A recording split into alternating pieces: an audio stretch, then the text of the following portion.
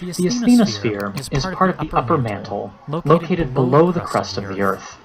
The asthenosphere boundary is primarily defined by temperature, and it starts when the crust heats up to 1300 degrees Celsius. At this temperature, the crust begins to melt and move more as a liquid. The asthenosphere is important in plate tectonics, as convection currents slowly move the tectonic plates that lie above. Seismic waves pass relatively slowly through the asthenosphere. The boundary is characterized by a drop in velocity of earthquake seismic waves.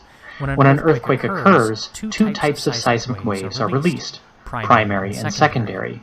The speed at which the seismic waves travel depends on the density of the material through which it is passing. When a primary wave travels from a solid to a liquid, two things happen.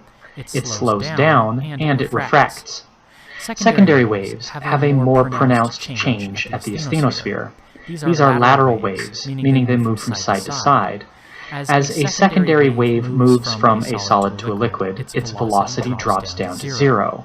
Secondary waves are not able to pass through the asthenosphere. The density of the asthenosphere is dependent on depth. The deeper you move through the asthenosphere, the more the density increases. Temperature and density differences in the mantle cause convection currents. Magma deep in the mantle rises due to its increased temperature, bringing hot magma towards the asthenosphere. It is believed that these convection currents are the source of the Mid-Atlantic Ridge. Let's review. The asthenosphere is the depth in the Earth where heat from the core begins to melt the crust. At around 1300 degrees Celsius, solid crust begins to melt and move in more of a liquid manner.